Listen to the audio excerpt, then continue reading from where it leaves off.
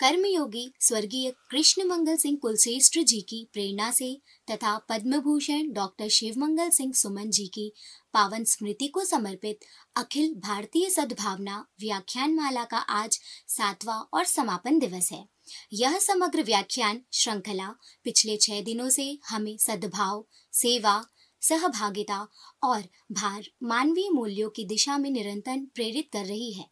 भारतीय ज्ञानपीठ के सद्भावना सभागार में उपस्थित सभी दर्शकों का, ऑनलाइन माध्यम से जुड़े सभी श्रोताओं का और रेडियो दस्तक 90.8 एफएम के सम्मानित श्रोताओं का हार्दिक स्वागत और अभिनंदन। आज का दिवस इस व्याख्यान माला का अत्यंत विशेष अवसर है।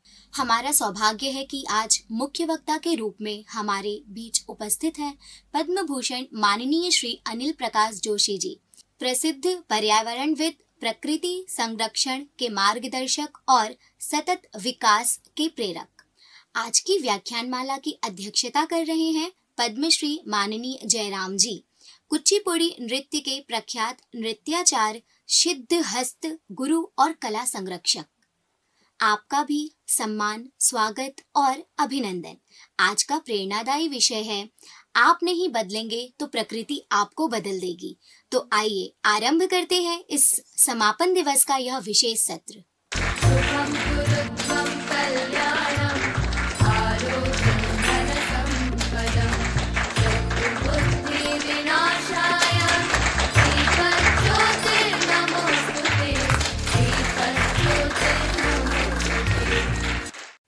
आज व्याख्यान माला के प्रमुख वक्ता के रूप में उपस्थित हैं पद्म भूषण माननीय श्री अनिल प्रकाश जोशी जी, एक ऐसे युग दृष्टा जिन्होंने अपना संपूर्ण जीवन प्रकृति, पर्यावरण और सतत विकास को समर्पित कर दिया। हिमालयी क्षेत्रों में कार्य करते हुए आपने सिद्ध किया है कि विकास का वास्तविक मार्ग वही है जो प्रकृति के अनुकूल हो।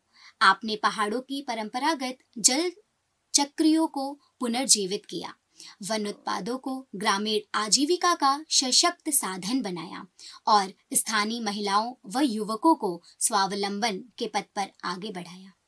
आपने पर्यावरण की समृद्धि को मापने का भारत को एक नया दृष्टिकोण दिया, जिसे कई प्रदेशों में अपने विकास मॉडल का अभिन्न हिस्सा बनाया। आपका कार्य, आपका चिंतन और आपकी जीवन दृष्टि हम सभी के लिए प्रेरणा का माध्यम है।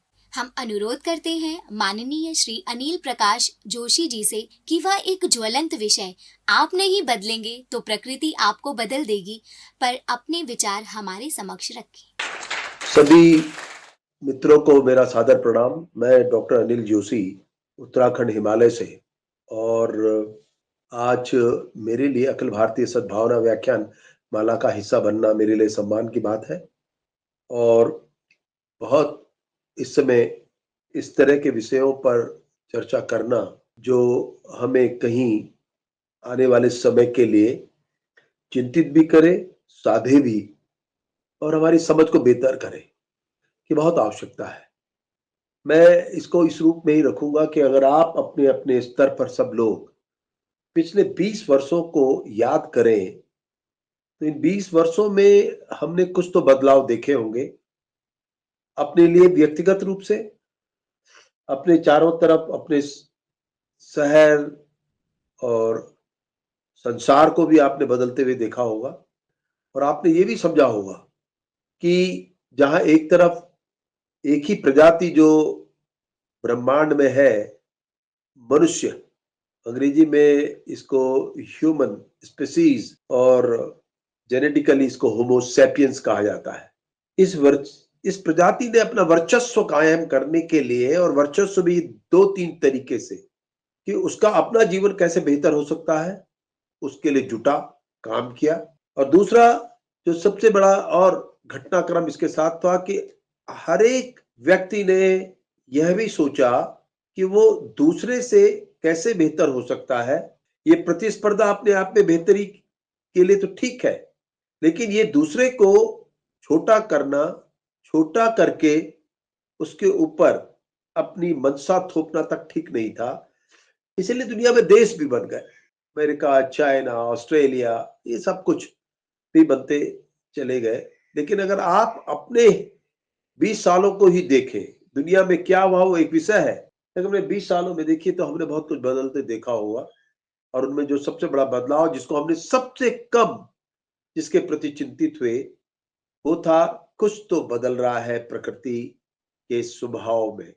क्योंकि इन्हीं 20 सालों ने हमारे 400-500 सालों का निचोड़ भी हमारे सामने रख दिया कि जिस तरह से हमने इस प्रजाति ने मनुष्य की अपने लिए संसार बेहतर बनाने की कोशिश की, वो आज इस रूप में भी दिख रहा है कि पूरा स्वभाव परिस्थितिकी का बदलता चला जा रहा है। पिछले वर्ष को देखिए कि कितना प्रचंड गर्मी ने सारी दुनिया को हताहत किया था। 180 देश सीधे प्रभावित हुए थे और ठीक 1 साल के बाद वही जून का महीना इतनी सरलता से निकल गया कि जिसे हम समर कह ही नहीं सकते, गर्मी नहीं कह सकते। और इतना ही नहीं, उस बारिश को जिसका कि हमने हमेशा से स्वागत किया। अपने देश में तो बारिश का बहुत बड़ा महत्व रहा है, मानसून। और बड़े रोमांटिक तरीके से हमारे बहुत से बॉलीवुड के गीत जो बारिशों से जुड़े हुए हैं, वो सब पीछे छूट गए।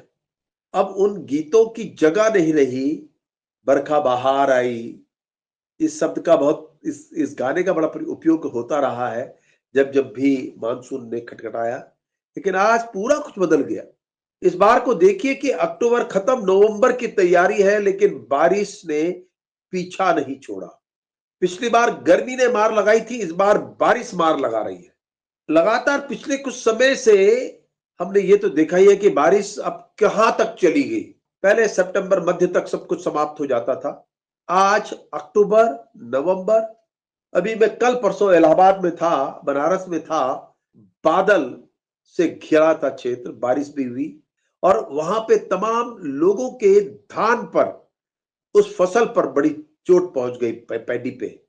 2-3 महीने पहले चले कि पंजाब के 4 लाख हेक्टेयर की फसल एक झटके में तमाम हो गई इसी बारिश से। उत्तराखंड, हिमालय और हिमालय की जो भी दुर्दशा रही है वो भी आपने मैंने देखा है। चलिए, अगर आप देश से भी बाहर निकले तो आइए दुनिया के ही दर्शन कर ले। अभी कुछ समय पहले एक बड़े चक्रवात ने फिलीपींस, थाईलैंड, चाइना इनको घेरा और अभी कुछ समय पहले मोन्था चक्रवात जो समुद्र में आया, जिसने तमिलनाडु और तमाम क्षेत्रों का बुरी तरह उसको प्रभावित किया। सवाल यह है कि अनायास ये सब क्यों बदलना शुरू हो चुका। पिछले वर्ष की प्रचंड गर्मी, इस बार गर्मी और उसके बाद जो बरसात ने हमको घेरा है, ये कहीं सीधे शब्दों में कहा जाए तो ये एक बड़ा दंड प्रकृति का शायद हमारे ऊपर पड़ने वाला है। अब अपना इतिहास खंगोल ले। हम बहुत तरह के इतिहास पढ़ते हैं, मुस्लिमों का इतिहास, हिंदू राजाओं का इतिहास, मोहनजोदड़ो की सभ्यता, इंडस सिविलाइजेशन, ये सब पढ़ते हैं और यही पढ़ाया जाता है। लेकिन दुर्भाग्य यह है कि हमने इसकी पृथ्वी का बनना और मनुष्य का पनपना, इस इतिहास पर कभी नजर नहीं डाली। हमने उस इतिहास को जुटाया होगा और क्यों जुटाया होगा, किस समझ के लिए जुटाया होगा, वो एक विषय है। लेकिन ये तो बड़ा स्पष्ट था कि अगर हम पृथ्वी और प्रकृति के व्यवहार को इसके शुरुआती दौर से और आज तक पढ़ते चले जाते, पढ़ाते चले जाते, तो शायद कहीं हम ये समझ पाते कि हम कहां गलत है। आप इसको ऐसा मान के चलिए, कितनी अजीब सी बात है जो मैं आपके बीच में रख रहा हूं कि दुनिया में आज करीब 80,000 जिराफ बचे हुए हैं जो हमारे साथ ही पनपे, बल्कि हमारे से पुराना इतिहास इन सब का है। आपके राइनोसोरस, राइनो जिनको गेंडा कहते हैं, जितने भी अन्य जीव हैं उनका इतिहास हमसे पुराना है मनुष्य से। पेड़ पौधे, जंगल, ये सब हमसे पहले के आए हैं और इन्होंने ही हमारे जीवन को जन्म भी दिया, साधा, पनपाया, आगे बढ़ाया। लेकिन आज की तस्वीर बदल गई। आज की तस्वीर यह है, 80,000 जिराफ है बचे दुनिया में अब, लेकिन मनुष्य ने अपने लिए गाय, भैंस, बकरी, भेड़ की संख्या 2 अरब तक पहुंचा दी, जो सिर्फ हमारी आवश्यकताओं के लिए, मनुष्य की आवश्यकताओं के लिए जरूरत है। हमने उनको पनपाया और बाकियों को मार दिया। फिर आइए, आप वॉल्फ, भेड़िया कहते हैं शायद इसको हिंदी में, आज मात्र 2 लाख वॉल्फ बचे हैं दुनिया में। लेकिन कितनी अजीब बात है कि 400 मिलियन घरेलू घरेलू कुत्ते पाले जा रहे हैं और ना जाने कितने मिलियन सड़कों में लावारिस घूमने वाले कुत्ते हैं, और ये सब मनुष्य की देन है। उसने डोमेस्टिकेट किया, उसने पाला इनको अपनी आवश्यकताओं के लिए। अब देखिए हम कितने शौकीन हो चुके कि हर घर एक बड़ा परिवार, बड़ा स्तर के लोग कुत्ता पालते हैं और एक एक कुत्ते की कीमत लाखों में मानी भी जाती है। बहुत गहरे हो चुकी है उनकी भी कीमत। और वो वॉल्फ, वो अन्य जीव जिनका अब इस प्रकृति को बनाने में एक बड़ा योगदान था, उनकी संख्या घटती चली जा रही है। चिंपैंजी एप्स जो कि हमारे पूर्वज हैं, आपको आश्चर्य होगा 2.5 लाख मात्र बचे हैं, और मनुष्य जो उनके उत्पाद है एप्स के, इनकी संख्या 8 बिलियन पहुंच गई। आपको पता है, ये तो आंकड़ा सबके सामने है। अब बताइए कि इस मनुष्य ने अपने लिए जुटाने के लिए इतने ढेर सारे चारों तरफ, मतलब मैं आपको एक सरल आंकड़ा सा बताता हूं कि जब ये दुनिया बन रही थी, जब मनुष्य ने ये सोचा, तो तथाकथित सिविलाइजेशन जिसको एग्रीकल्चर कहा जाता है, वो पनपा था 10,000 साल पहले। तो हमने पहला काम क्या किया था? जंगल काटे और फिर खेती शुरू की। मतलब काटने मारने का काम हमने तब शुरू कर दिया था। और जब खेती शुरू की तो खेती के चलते चलते फिर हमको अपने लिए बसावट करनी थी, तो और जंगल काटे, बसना था। ये किसके घरों में हम आक्रमण कर रहे थे?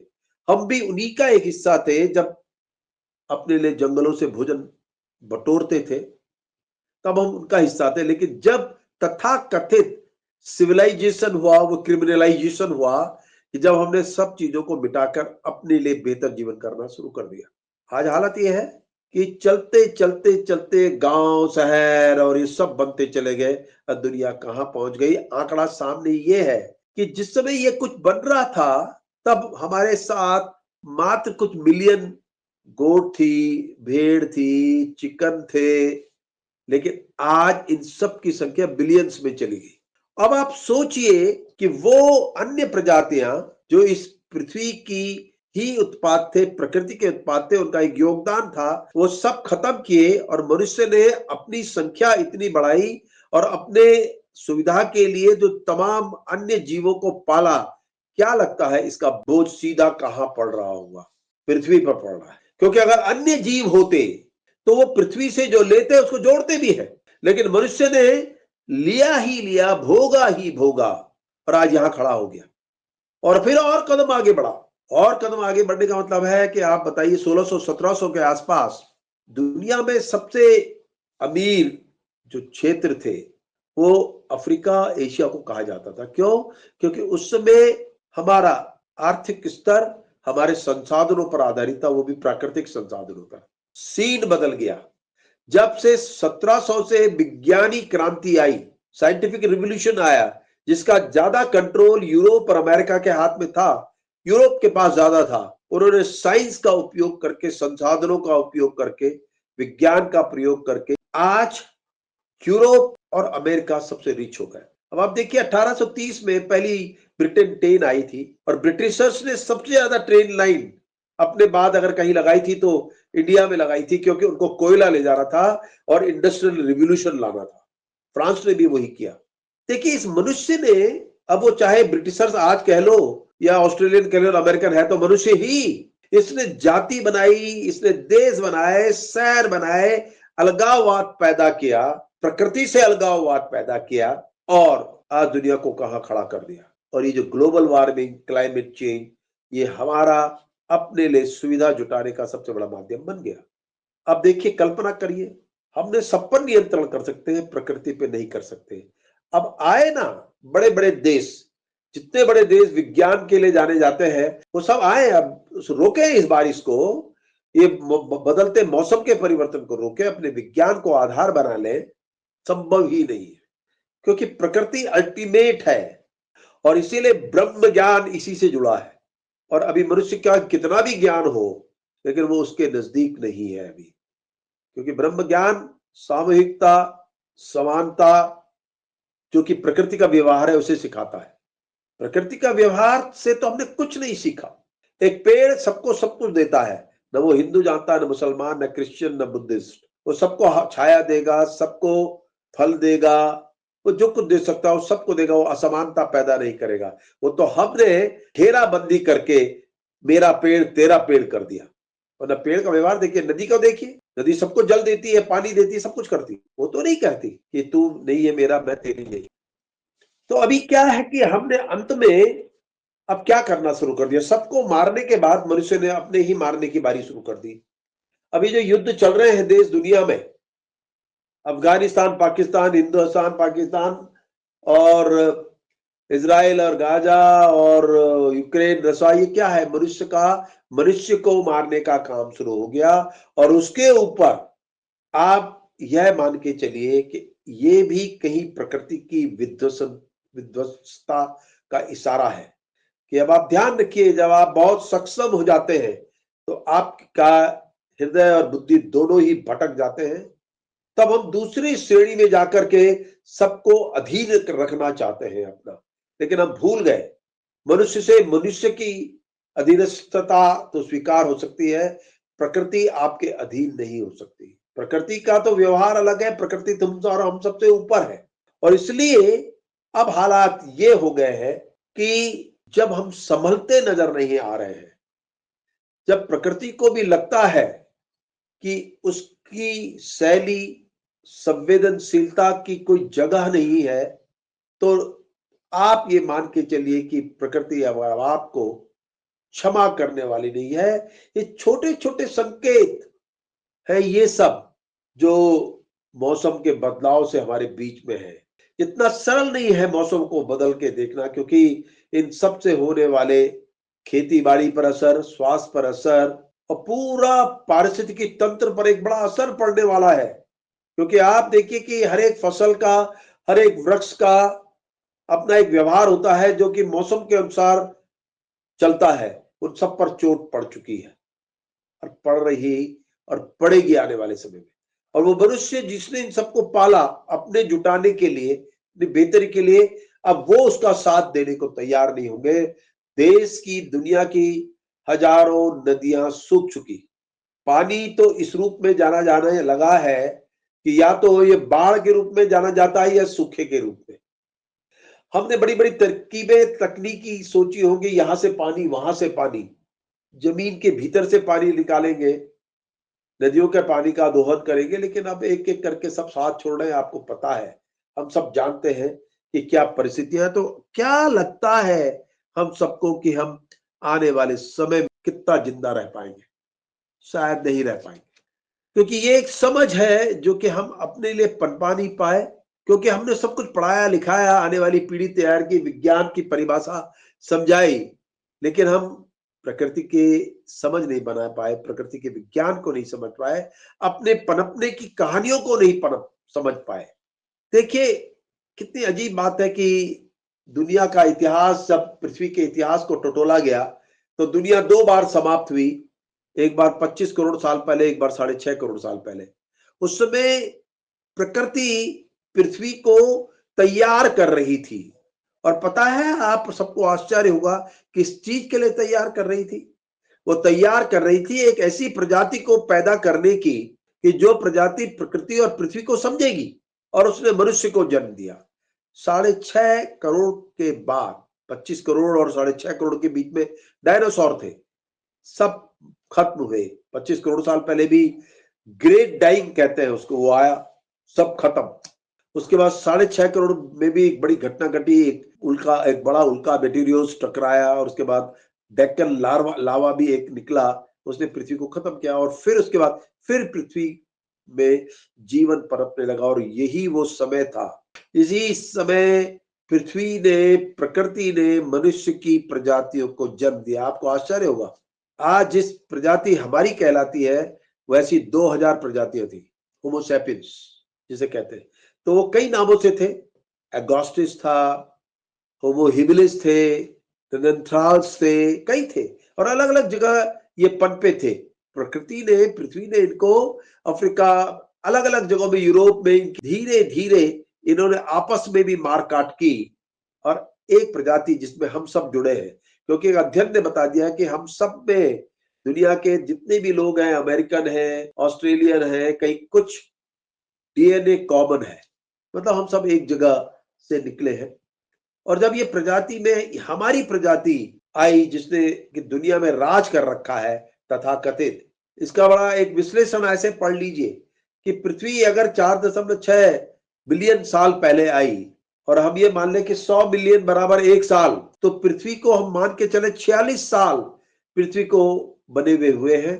और 46 साल में इस पृथ्वी माँ ने अपनी अधेड़ उम्र में जिसको जन्म दिया उसका नाम मनुष्य था। उतनी पीड़ा के बाद आपको पता ही है कि जब मनुष्य का जन्म होता है तो माँ को कितनी प्रसव पीड़ा होती है, वैसी पीड़ा पृथ्वी ने भी ली और इस प्रजाति को बनाया। इस प्रजाति को बनाया और सबसे बड़ी बात थी कि सबसे ज्यादा दिमाग देने की कोशिश ही इसलिए की गई थी कि ये स्वयं को समझे, संबंधों को समझे, संसार को समझे और सबको मिलाकर के एक संतुलन के साथ आगे बढ़े। इस प्रजाति ने सबको मारा, सबको खत्म किया। जब एक जानवर की हत्या हो जाती है तो वो उससे भी बड़ा पाप है मेरी दृष्टि में, क्योंकि उसका योगदान खाली वो एक जानवर नहीं है, उसका तो प्रकृति के प्रति भी योगदान था। और मनुष्य ने अगर मनुष्य को मारा तो वो अपराध मेरी तुलना में उतना गंभीर नहीं है, क्योंकि एक दोनों ही प्रजातियां प्रकृति के लिए कुछ नहीं करती, पर जो अन्य जीव मारे जा रहे हैं वो प्रकृति के लिए करते हैं। अब आप देखिए कि 46 साल की इस महिला ने सिर्फ 4 घंटे पहले इस मनुष्य की प्रजाति को जन्म दिया।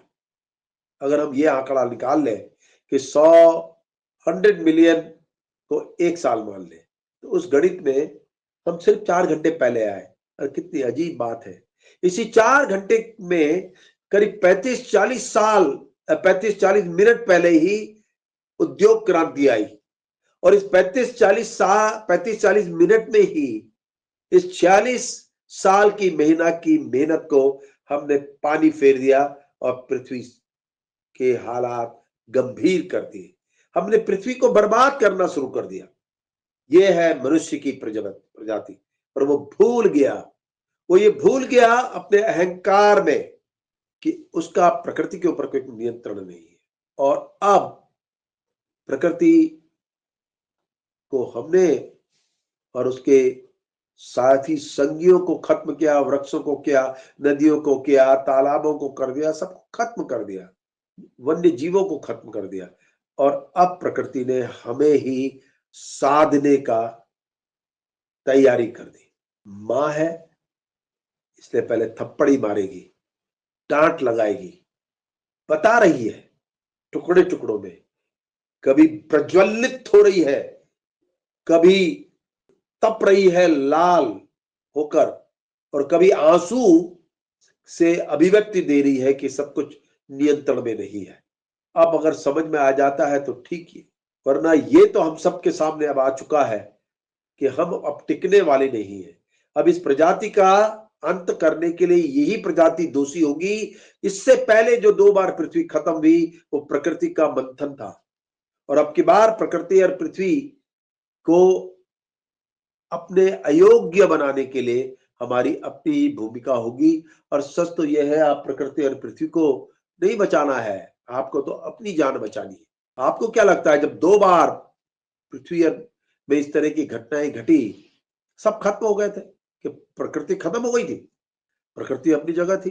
व्यवहार बदल देती है, क्योंकि पहले पहले की प्रजातियां, चाहे पेड़ों की हो, वृक्षों की हो, छोटी प्रजातियां हो, प्रकृति ने अपने अनुसार तय की। और अब जब मनुष्य भारी पड़ने लगा अपने व्यवहार के कारण, तो उसका निशाना हम होंगे और हो भी रहे। एक झटके में चक्रवात कईयों को लील लेता है, भूकंप आके हजारों लोगों का जीवन समाप्त कर देता है, और बाढ़ जो अब हर जगह बड़े रूप में आ रही है, रौद्र रूप में आ रही है, सबको समाप्त कर देगी। तो मित्रों, सच्ची बात तो ये है कि हम सब कुछ जानते हैं, समझते हैं, सारी तरह की गणित हमको आती है, और वो गणित हम अपने लाभ के लिए करते हैं, लेकिन हमारी समझ प्रकृति और पृथ्वी के व्यवहार के प्रति शून्य है। और यही शून्यता अब इस संसार में मनुष्य की शून्यता पैदा कर देगी, मतलब हम शून्य हो जाएंगे, ये प्रजाति। क्योंकि जब पहले भी 2 बड़ी घटनाएं घटी थी, तब भी कुछ जीवन बचे थे, क्योंकि उन्होंने अपने को उस बदलती परिस्थितियों में साथ दिया। लेकिन हम इतने कमजोर हो चुके हैं मनुष्य, हमारी आवश्यकताएं देखिए, हमारी विलासिताएं देखिए, हम तो एक पल नहीं जी पाएंगे उस रौद्रता के आगे। तो हमारी बारी आ चुकी है, समझा जा सकता है तो समझिए, वरना अपने अहंकार में रहिए। और अहंकार तो किसी का नहीं टिका। मनुष्य तो बड़ा साधारण सी चीज है, प्रकृति के आगे कहां टिक सकता है, सवाल ही नहीं पैदा होता। तो इसलिए आज मैं तो आप सबसे यही प्रार्थना करना चाहता हूं, इस व्याख्यान माला का हिस्सा बन करके, कि एक राष्ट्रीय समझ, अंतरराष्ट्रीय समझ की तैयारी होनी चाहिए कि तमाम तरह के विज्ञानों से हमने जो प्राप्त किया वो भोगने का था, और प्रकृति के विज्ञान को समझ के हम जोड़ने का काम करेंगे। अपने को जोड़ेंगे, अन्य वन्य जीवों को जोड़ेंगे, जंगल को, पानी को, नदी को। विज्ञान मनुष्य के द्वारा जो पैदा किया गया है वो भोगवादी सभ्यता को जन्म देता है, और प्रकृति का विज्ञान आपको जोड़ने के संस्कार देता है। सभ्यता और संस्कार में यही अंतर है। सभ्यता भोगवादी होती है, संस्कार जोड़वादी होते हैं। मैं समझता हूं कि एक संदेश जो मैंने आप को देने की कोशिश की है, आप कितने लोगों तक इसको ले जा सकते हैं, यही आज की सबसे बड़ी आवश्यकता है जो हमें करना है। आप सबको प्रणाम और धन्यवाद।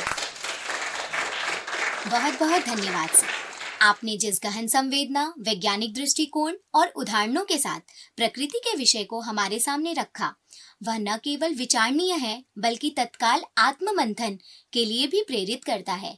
आपका हार्दिक आभार।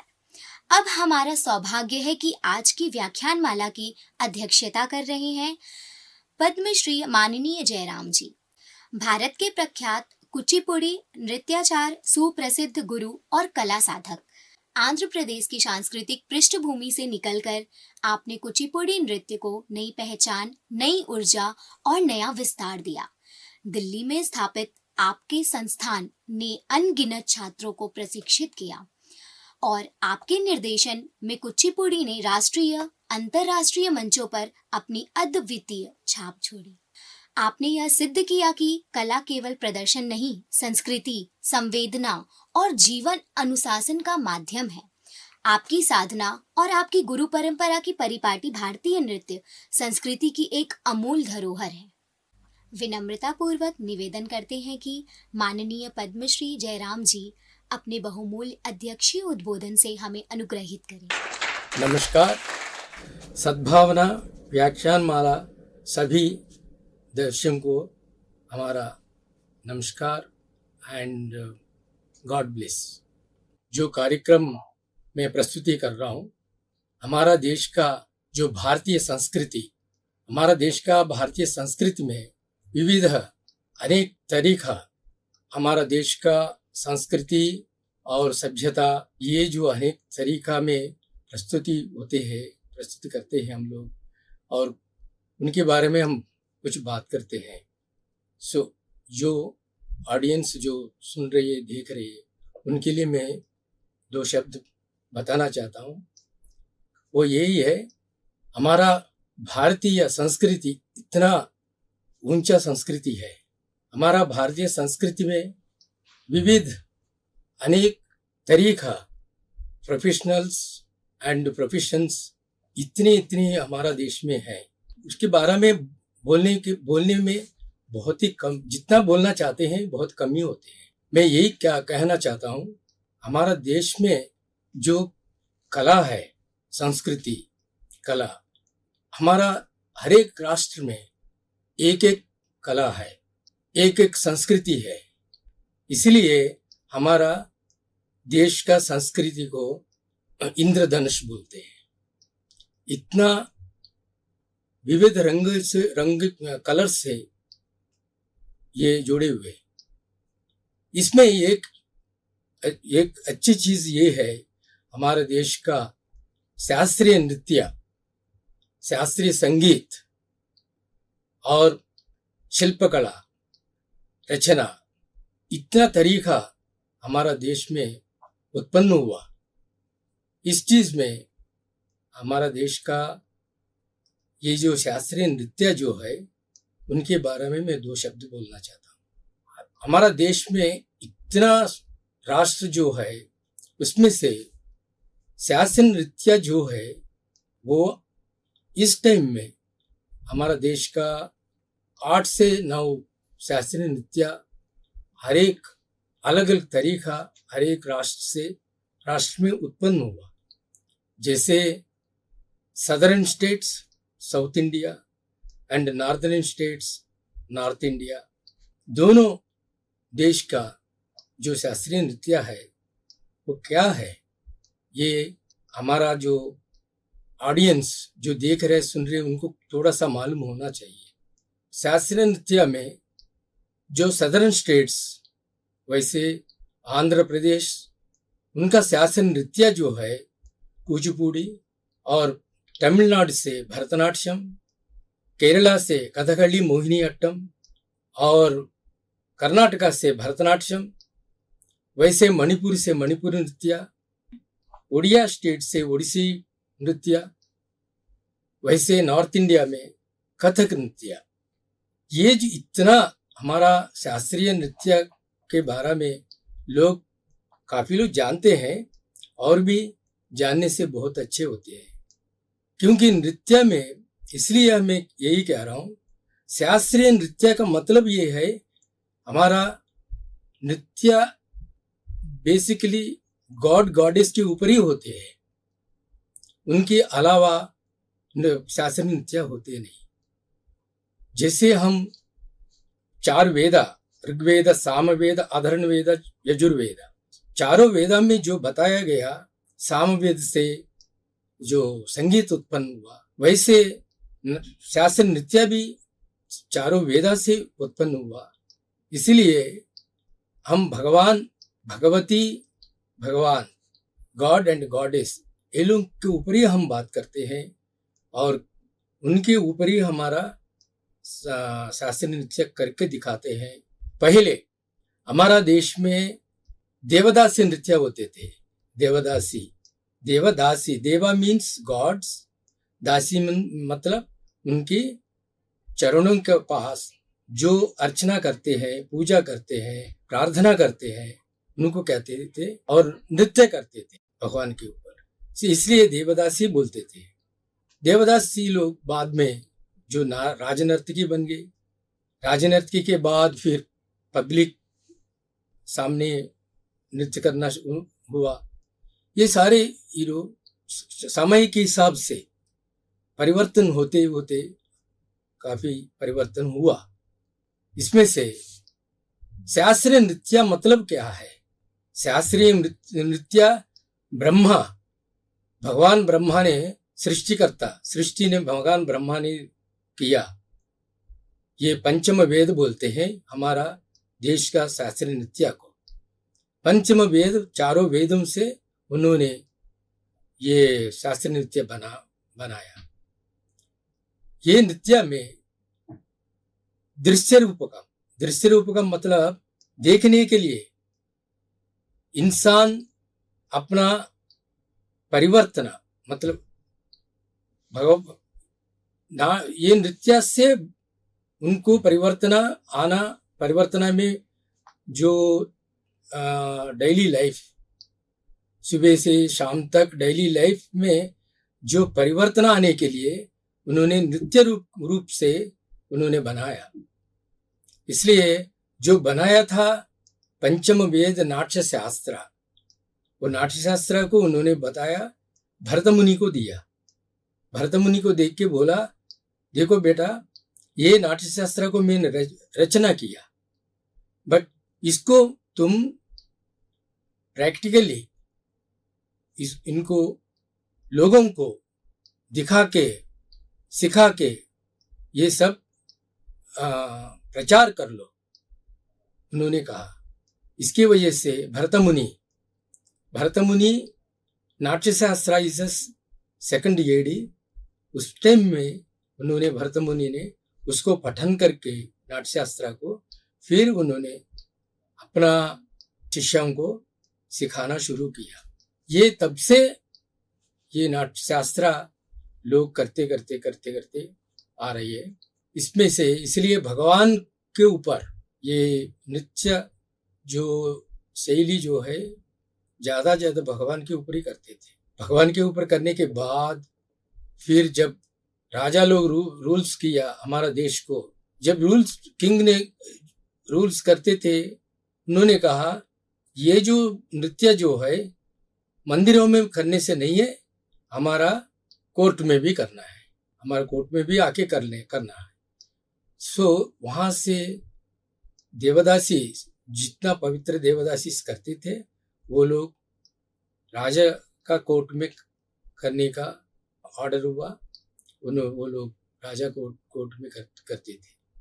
उसके बाद पब्लिक में, स्लोली पब्लिक में आया। ये नृत्य में काफ़ी, एक्चुअली शास्त्रीय नृत्य का मतलब ये है, हमारा जो मैंने शुरू में बताया था, दिन का कार्यक्रम जो होते हैं, ह्यूमन जो हमारा लाइफ में जो हम करते हैं, वो सारे नृत्य के रूप से भी हम दिखाते हैं। गॉड गॉडेस के ऊपर दिखाते हैं। इसमें नृत्य रूप में बैलेस मतलब कहानी कोरियोग्राफी करके, कहानी को जैसे रचना किया हुआ कहानी, उनको नृत्य रूप से पब्लिक को करके दिखाते थे, अभी भी दिखा रही है। जैसे भगवान शिव, पार्वती, विष्णु, माता लक्ष्मी, ये सारे उनका कहानी लेके नृत्य रूप में बंद करके उसमें से कोरियोग्राफी करके करते लोग, ये जो गुरु लोग, बड़े गुरु लोग, इसमें से जो बड़े गुरु लोग कोरियोग्राफी किया, इसमें जितना किताब लिखे हैं, वो काफ़ी किताब लिखे हैं। किताब वो जो लिखे हैं वो अपना शिष्य लोगों को बताया गया, और सारे स्टूडेंट्स उनसे सीख के, ये इसको कहते हैं हमारा देश में दो घराना, एक तो गुरु शिष्य परंपरा, एक दूसरी परिवार परंपरा। परिवार परंपरा का मतलब ये है जो अपना खानदान, मतलब दादाजी, उनके बेटा, पिताजी, उसका बेटा, जो आ रही है एक के बाद ये सिखा के ही आ रही है, इसको परिवार परंपरा बोलते हैं। गुरु शिष्य परंपरा, जो गुरु शिष्य को तैयार करते हैं, शिष्य को सिखाते हैं, उनके थ्रू प्रचार करते हैं, उनको गुरु शिष्य परंपरा बोलते हैं। सो ये हमारा देश में ये दोनों संस्कार आदि मतलब बहुत साल से ये करते आ रही है। ये शास्त्रीय नृत्य में इतना तरीका है। नॉर्थ में जब शास्त्रीय नृत्य हुआ था, एक तो कथक नृत्य लखनऊ का एक घराना और जयपुर का एक घराना है। वैसे साउथ इंडिया में जो नृत्य करते थे पहले, वही नृत्य को थोड़ा अलग अलग तरीका रूप दे के फिर अलग अलग तरीका करते हैं वो वहाँ का लोग। कुचिपुड़ी जो नृत्य शैली है, ये आंध्र प्रदेश की है। मैंने शुरू में बताया हमारा देश का कथक, कथकली, मोहिनीअट्टम, ये सारे जितना विविध शास्त्रीय नृत्य है, अपना अपना स्टेट से, ये स्टेट्स में उद्भव हुआ, स्टेट से अभी भी हमारा देश इतना बड़ा है, मतलब इतना वाइड कंट्री, इसलिए लोग जिसको रुचि है क्लासिकल डांस में, क्लासिकल म्यूजिक में, वो लोग करते आ रही है। परिवार परंपरा भी है, गुरु शिष्य परंपरा भी है। आज का टाइम पे ये भी चला रही है, लोग वो खानदान को प्रचार करते आ रही है और खानदान को मेंटेन भी कर रही है। भारत सरकार, हमारा देश का भारत सरकार पहले से हमारा देश का जो संस्कार संस्कृति जो है उनको वैसे रखते हुए भारत सरकार उनको प्रचार करने के लिए, ये कला को प्रचार करने के लिए भारत सरकार की तरफ से काफ़ी हेल्प मिलते हैं। इसके अलावा जो अपना संस्था, जो ऑर्गेनाइजर्स अपना संस्था जो बनाया, वो लोग भी ये नृत्य कला को, संगीत कला को आगे बढ़ाने के लिए वो लोग भी बहुत ऑर्गेनाइजेशन से बहुत ऑर्गेनाइज करते हैं। मैंने देखा है, हमने काफ़ी देश विदेश में ये कला को प्रचार किया, अभी भी करते हैं। और ये कला को आज का टाइम में, और एक बात मैं बताता हूँ, पहले 100 साल पहले जो शास्त्रीय नृत्य जो थे वो अपना अपना स्टेट में करते थे। अभी का टाइम पे हमारा देश का नृत्य को हर एक स्टेट से स्टूडेंट्स, शिष्य लोग आते हैं। हर एक स्टेट का शिष्य लोग, मतलब स्टूडेंट्स आके सारे शास्त्रीय नृत्य सीखते हैं। हमारा देश का शास्त्रीय नृत्य को विदेश लोग भी आके सीख रहे हैं। आज का टाइम पे इतना प्रचार हो रहा है, ये प्रचार हुआ मैंने देखा है, मेरा आंख से देखा है। मैंने जब रशिया गया था, हम लोग रशिया में जब परफॉर्मेंस किया, मैंने भारत सरकार तरफ से प्रदर्शन करने के लिए जब रशिया गया था, मैं जब गया था उस टाइम में रशिया यूएसएसआर था, अभी रशिया है। जब यूनाइटेड रशिया, उस टाइम में हम लोग गए थे, तब मैंने देखा रशियंस हमारा देश का शास्त्रीय नृत्य सीख के वहाँ प्रचार कर रहे हैं। जापान में मैंने देखा जापानीज हमारा देश का संस्कार, संस्कृति, शास्त्रीय नृत्य, संगीत सीख के वहाँ प्रचार कर रही है। सो इतना हमारा देश का कला, बहुत कला, हमारा देश का ये जो लिटरेचर, इतना बड़ा लिटरेचर है हमारा देश का, ये सब।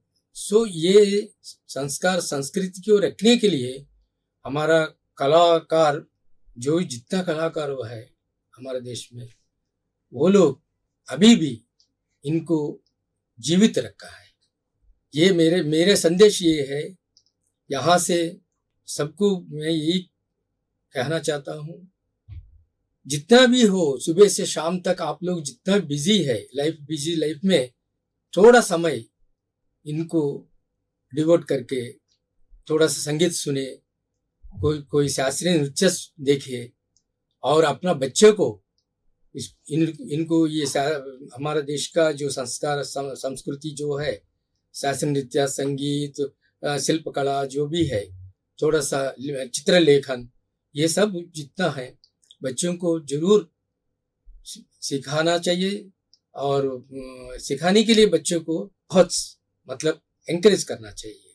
स्टेट्स में लेक्चर डेमोन्स्ट्रेशन करने के लिए हम लोग गए थे, उसमें बच्चों को हम यही बोलते हैं, देखो हमारा देश में इतना शास्त्रीय नृत्य है, इतना संगीत है, और इतना बड़े बड़े कलाकार है हमारे देश में। स्पीक बैक इतना अच्छा ऑर्गेनाइजेशन है। इनको बच्चों के लिए मतलब बच्चों को सामने लाने के लिए, बच्चों को समझने के लिए ये शास्त्रीय नृत्य, शास्त्रीय संगीत कलाकारों को बुला के ये लोग इतना काम कर रहे हैं। आज का जो युवा पीढ़ी है, बच्चे हैं, उनको मैं यही कहना चाहता हूँ, आप लोग जितना भी आप लोग, मेरे को मालूम है स्कूल में एजुकेशन इतना हेवी एजुकेशन है, इतना होमवर्क होते हैं बच्चों को, फिर भी थोड़ा सा समय निकाल के पेरेंट्स बच्चों को ये जो शास्त्रीय नृत्य, शास्त्रीय संगीत सीखने के लिए थोड़ा सा उनको शिक्षा बहुत जरूरी है। वो उनको कैसा भी दिलाने से बहुत अच्छा है। उससे क्या हो जाता है, हमारा बच्चों को हमारा संस्कार जो है, संस्कृति जो है, हमारा रूट्स क्या है, बहुत जरूरी है बच्चों को। क्योंकि हमारा देश का इतना रिच कल्चर है, आर्ट है, जिसमें थोड़ा सा जानने से क्या हो जाता है, कल कोई भी बच्चे विदेश गया, वहाँ पे कुछ लोग IAS पढ़ते हैं, कुछ लोग IPS पढ़ते हैं, कुछ लोग AFS इंडियन फॉरेन सर्विस में जाते हैं, बट वो लोगों को मालूम होना चाहिए हमारा बैकग्राउंड ये है, हमारा संस्कार ये है, हमारा संस्कृति ये है। वहाँ पे विदेश में जो भी पूछे, ये हमारा बच्चे ये बोल सकते हैं, बता सकते हैं, देखो हमारा देश का कल्चर ये है, रिच कल्चर, ये बहुत जानना बहुत जरूरी है। आज का बच्चे जो समय ज़्यादा, मैंने देखा समय ज़्यादा मोबाइल एंड लैपटॉप, इसमें ज़्यादा टाइम बच्चे स्पेंड करते हैं। ये भी मैंने सुना है लैपटॉप से होमवर्क करते हैं, बट पुराना टाइम पे हमको लैपटॉप नहीं है, मोबाइल्स नहीं है, उस टाइम में वो लोग कैसे करते थे होमवर्क?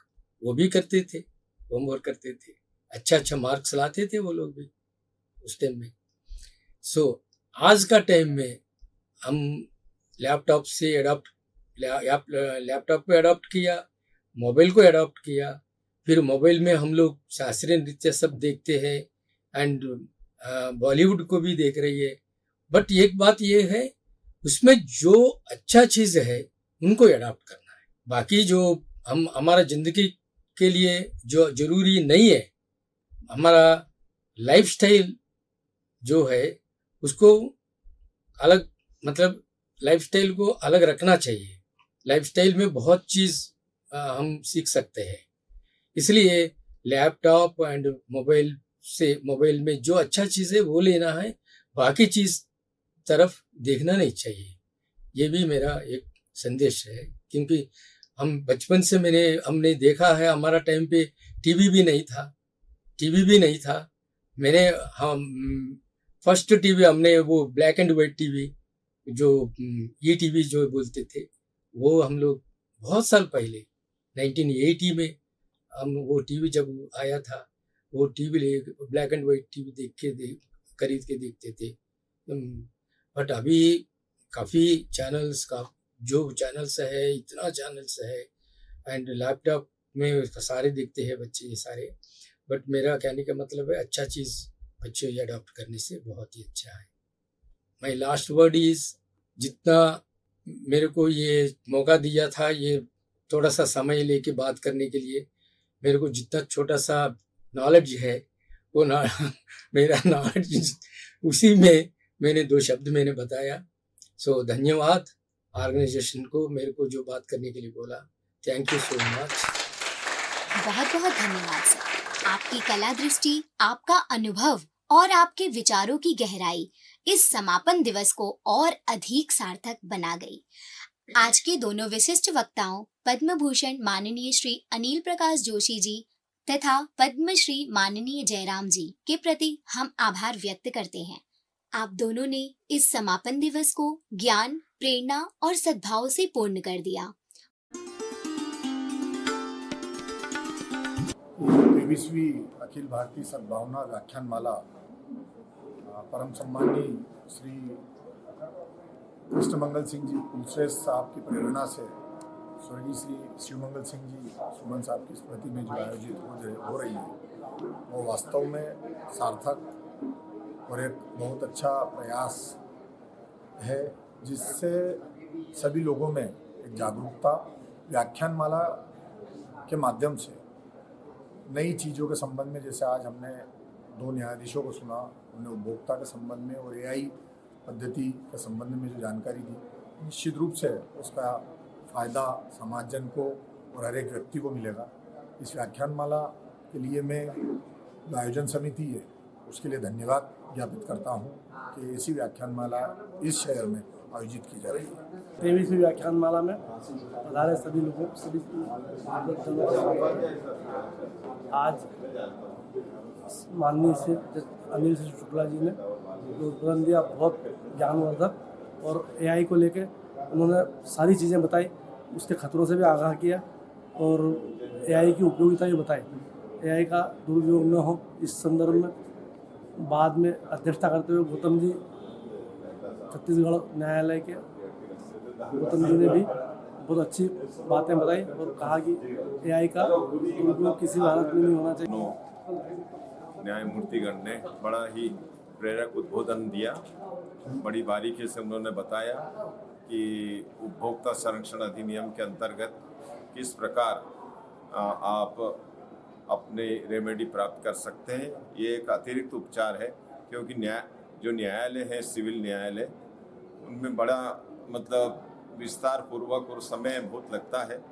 इसमें केवल एफिडेविट पर ही आपको न्याय मिल जाता है और 6 महीने का रखा है तो ज़्यादा से ज़्यादा 1 साल में तो केस का डिस्पोजल हो जाता है। इसी प्रकार आर्टिफिशियल इंटेलिजेंट के बारे में भी काफ़ी विस्तार पूर्वक उद्बोधन दिया जो कि प्रेरणास्पद है और शिक्षाप्रद है। मैं बहुत ही इससे लाभान्वित हुआ हूँ। क्या है कि उपभोक्ता संरक्षण अधिनियम के अंतर्गत 2 प्रकार के मामलों में उपचार दिए जाते हैं। एक तो डिफेक्टिव गुड्स और डिफिशिएंसी इन सर्विस। बहुत वैसे विस्तार वाला सब्जेक्ट है, परंतु बहुत ही अच्छा सारगर्भित माननीय दोनों न्यायमूर्तिगण ने अपने उद्बोधन दिया। धन्यवाद। माननीय कृष्ण मंगल सिंह जी कुलश्रेष्ठ जी की प्रेरणा से यह आयोजन, ये सद्भावना व्याख्यानमाला चल रहा है। मैं उन्हें धन्यवाद देता हूँ। जय सद्भावना व्याख्यानमाला का शुरुआत से उद्देश्य है और इसका जो अंतिम और महत्वपूर्ण उद्देश्य है वो है विश्व शांति, विश्व प्रेम और विश्व कल्याण। ये इस सद्भावना व्याख्यानमाला के मूल में है। एक समाज में शांति, राष्ट्र में शांति और विश्व में शांति। समाज में सद्भावना होगी, राष्ट्र में सद्भावना होगी, विश्व में सद्भावना होगी। यही इस व्याख्यान हुआ। साहित्य का सत्र लगातार चल रहा है। जरूरी है उसका माध्यम बदल गया है। पहले न्यूज़पेपर पे लोग लिखा करते थे, मैगजीन्स पे लिखा करते थे, आजकल फेसबुक, व्हाट्सएप पर उस पे लिखा करते हैं। तो उसका माध्यम बदला है ना, उसका महत्व अपनी जगह है, उसकी भी भूल है। इस टाइप का आयोजन तो बहुत जरूरत है समाज में। और इन दिनों जैसा कि अपन देख रहे हैं कि पूरा जो देश है ज्वालामुखी पर बैठा हुआ है, इस प्रकार के आयोजन हर शहर में और साल में कई बार होते रहना चाहिए, ताकि समाज में प्रेम का, शांति का, आत्मीयता का संदेश अधिक से अधिक पहुंचे और लोग मान के चलें कि जो सामने वाला व्यक्ति है उसके भीतर भी वही परमात्मा का अंश है कि मेरे शरीर के भीतर है। मेरे इसमें जो आत्मा है वो आप में भी है, इनमें भी है, इनमें भी है। और जिस दिन हम इस सत्य को स्वीकार कर लेंगे उस तब सद्भावना व्याख्यानमाला की जरूरत नहीं रहेगी। 23वीं अखिल भारतीय व्याख्यानमाला जो निरंतर कई वर्षों से भारतीय ज्ञानपीठ द्वारा आयोजित की जा रही है, निश्चित तौर से हमारी पुरातन संस्कृति को, हमारी नई पीढ़ी को अनभिज्ञ, जो इन बातों से अनभिज्ञ है, उनसे सरोकार कराने का अद्भुत कार्य कर रही है। निश्चित तौर से समृद्ध हो रही हमारी पीढ़ी उन बातों से, उन बलिदानों से जो हमारे पुरखों ने, हमारे विद्वज्जनों ने इन बातों से हमें परिचय कराया। तो मैं निश्चित तौर से धन्यवाद के पात्र मानती हूँ भारतीय ज्ञानपीठ को, जो ऐसे अद्भुत विद्वानों से हमारे परिचय करा रही है। तो चंद पंक्तियाँ बोलना चाहूँगी कि दीप से दीप जले तो कोई बात बने, ज्ञान समृद्ध हो तो कोई बात बने, सभी धर्मों की बात हो तो कोई बात बने, और हम सभी धर्मों को सम्मान दें तो कोई बात बने। धन्यवाद की पात्र है भारतीय ज्ञानपीठ। ये समृद्ध परंपरा निरंतर चलती रहनी चाहिए, जिससे हम आने वाली पीढ़ी को इन सभी बातों से अवगत करा सके। धन्यवाद। स्थिति इसलिए है कि यहाँ पर अनेकों संतों का, महापुरुषों का समागम स्थल रहा है। यहाँ सबने अपने विचार व्यक्त किए हैं। समाज में एकता रहे, समरूपता रहे, समानता रहे, सद्भाव हो, यही तो वास्तविक स्वर्ग है। तो इस तरह के आयोजन उस ओर समाज को ले जाते हैं और सब आनंद से आपस में मिलजुल कर रहे। यह एक संदेश प्रेरित करता है, प्रेषित करता है। मैं यहाँ पे परिवार को इसके लिए बधाई देता हूँ। और यह आयोजन बहुत लंबे समय से चला है, उसे सतत बनाए रखना भी, क्योंकि इस समय जो सोशल मीडिया है उसके कारण लोगों के पास समय प्रत्यक्ष रूप से उपस्थित होने का कम होता है। लेकिन इस व्याख्यानमाला के जो रसिक श्रोतागण हैं हमेशा आते रहेंगे इन्हीं शुभकामनाओं के साथ। हमारे उस देश में जिसमें सभी धर्मों और जातियों के लोग रहते हैं, उनके बीच सामाजिक समरसता और सद्भावना उत्पन्न करने के लिए बहुत अनूठा प्रयास है। और इसके लिए मैं कृष्ण मंगल सिंह जी कुलश्रेष्ठ जी को, जो कि आज हमारे बीच नहीं है, उनको इसका श्रेय देता हूँ कि उन्होंने ये बहुत अच्छी एक परंपरा शुरू की और ये व्याख्यानमाला आज तक चली आ रही है। इसके लिए मैं, और इसकी ज़रूरत क्या है, इसके लिए 4 पंक्तियाँ मैं प्रस्तुत करता हूँ। देखिए, मैं अपनी रफ़ीक नागुरी अपनी कि दिवाली ईद की खुशियाँ सभी मिलकर मनाएंगे, दिवाली ईद की खुशियाँ सभी मिलकर मनाएंगे, सेवइयाँ तुम खिलाओगे, मिठाई हम खिलाएंगे, वो जुड़े हैं ऐसे आपस में कि तेरे दिल के दर्पण पर लगेगा अगर कोई पत्थर तो हम भी टूट जाएं। तो ये हमारा जज्बा, हमारी भावना है, इसको ये आगे बढ़ाने की कोशिश इस व्याख्यानमाला के माध्यम से की जा रही है, जो बहुत अच्छा प्रयास है। धन्यवाद। ये आयोजन पिछले 23 वर्षों से लगातार हो रहा है। श्री कर्मयोगी स्वर्गीय श्री कृष्णमंगल सिंह कुलश्रेष्ठ जी की प्रेरणा से और पद्म भूषण डॉक्टर शिवमंगल सिंह सुमन जी की स्मृति में ये अखिल भारतीय सद्भावना व्याख्यानमाला आयोजित की जाती है। और इसमें इस 7 दिवसीय श्रृंखला में देश के हमारे प्रख्यात चिंतक, विचारक, ऐसे प्रसिद्ध व्यक्तित्व जो अपने विचार यहाँ पर हमसे साझा करते हैं, जो देश की प्रगति में सहायक हो, सद्भावना जिससे आगे बढ़े और हमारा देश में और बेहतर हम आगे बढ़ पाएँ, इस तरह के अपने विचार सभी साझा करते हैं। और ये हम कह सकते हैं कि देश में ये एक ऐसी विशेष व्याख्यानमाला है जो 4 माध्यमों से जिससे जुड़ा जा सकता है। यानी कि भारतीय ज्ञानपीठ के सद्भावना हॉल में तो प्रत्यक्ष रूप से इस व्याख्यानमाला में शामिल हो ही सकते हैं। इसके अलावा सोशल मीडिया प्लेटफॉर्म्स पर भी लाइव इस व्याख्यानमाला को देखा जा सकता है। साथ ही रेडियो दस्तक 90.8 FM पर भी इसे सुना जा सकता है। और कुछ दिनों पश्चात इस व्याख्यानमाला में जो भी अतिथियों ने अपने व्याख्यान दिए हैं, उनको पुस्तक के माध्यम से भी एक व्याख्यानमाला स्मारिका का विमोचन किया जाता है और एक पुस्तक के रूप में भी वो फिर बाद में पढ़े जा सकते हैं वो सभी विचार। तो ये अपने आप में एक विशेषता है इस व्याख्यानमाला की। और इसी प्रकार से ये 22 वर्षों से चल रही थी और इस साल 17 से 23 नवंबर को ये 23वीं अखिल भारतीय व्याख्यानमाला आयोजित की गई है। पूरे सप्ताह चलने वाली यह व्याख्यानमाला आप सबकी सहभागिता से सफल हुई। इसके लिए हम सभी दर्शकों, श्रोताओं, ऑनलाइन माध्यम से जुड़े सभी लोगों और रेडियो दस्तक के श्रोताओं का भी हार्दिक धन्यवाद करते हैं। हम आशा करते हैं कि यह व्याख्यानमाला आपके भीतर सद्भावना और मानवीय मूल्यों के प्रति एक नई दृष्टि और नई ऊर्जा का संचार करेगी। बहुत बहुत धन्यवाद।